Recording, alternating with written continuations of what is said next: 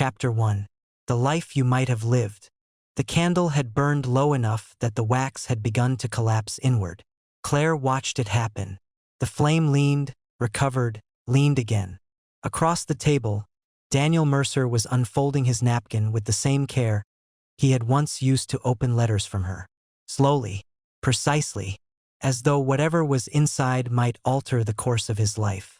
23 years, and still she knew his hands. It unsettled her more than his face. "You're late," she said, his mouth curved, not quite a smile. "By 4 minutes. You were always good at measuring what could be defended."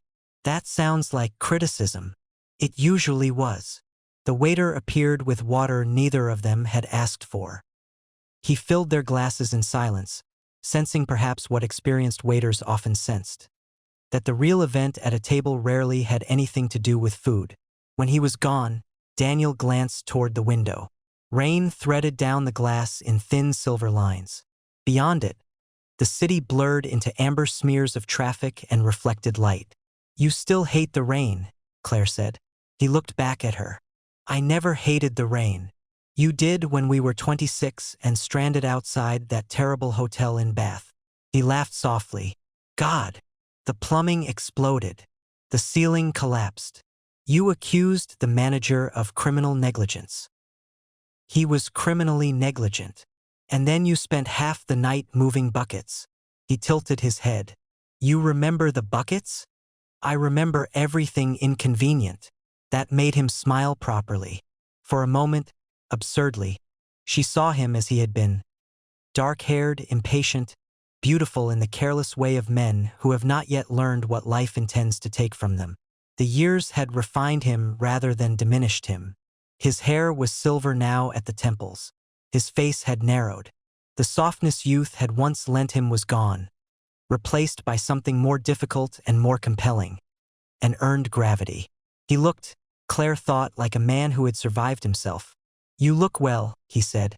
It was the sort of sentence civilized adults said when they had no idea how to begin. "So do you." "Liar." She almost laughed, still fishing for reassurance, still withholding it. Their eyes held. Then both looked away. The menu lay untouched between them. Neither had come for dinner. Claire folded her hands in her lap. She had imagined this meeting too many times. In some versions she was composed, detached, elegantly indifferent. In others she was furious. In one particularly melodramatic fantasy, she threw wine in his face and walked out before he could speak.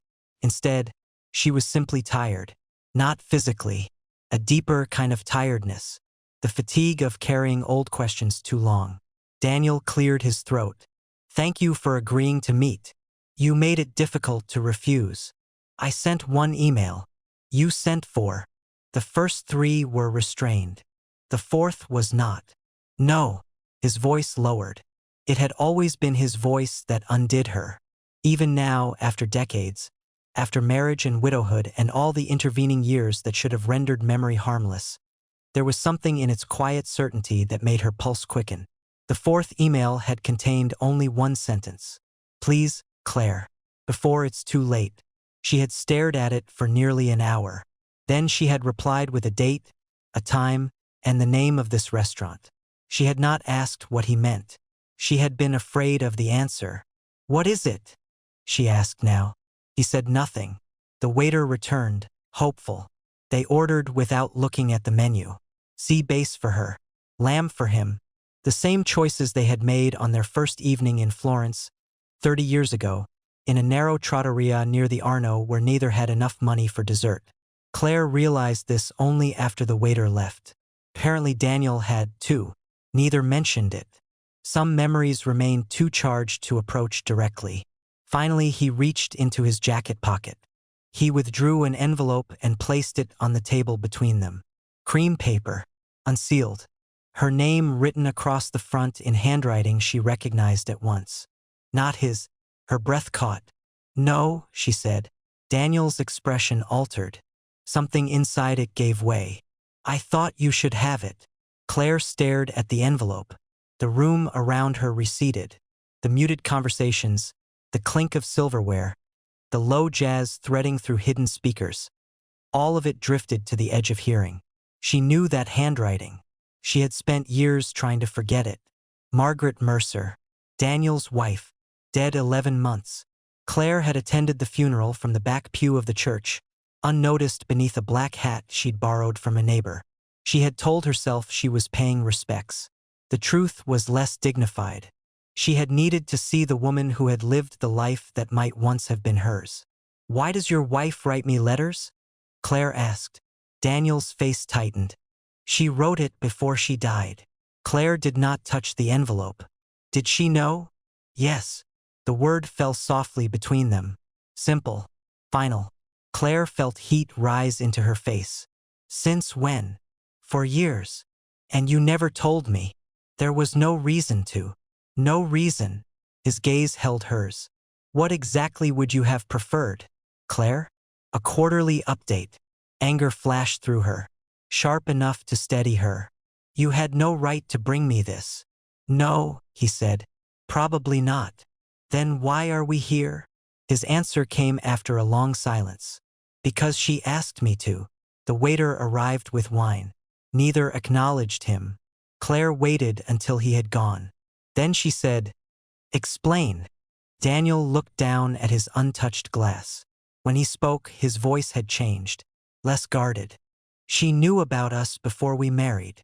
Claire felt the floor tilt beneath her. "That's impossible." "It isn't." "How?" "She found your letters." The words landed like a physical blow. Letters. Dozens of them. Written during those fevered final months after Florence, when she was 28 and believed language itself might be enough to bridge oceans, obligations, and fear. She had written everything. Every hunger. Every grievance. Every reckless certainty.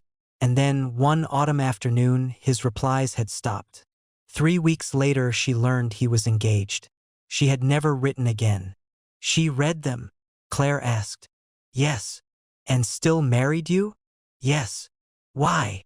Daniel's smile was brief and terrible. "That is the question I spent 22 years trying to answer." The food arrived. Neither touched it. Claire stared at him. Rain moved against the window like fingers searching for entry.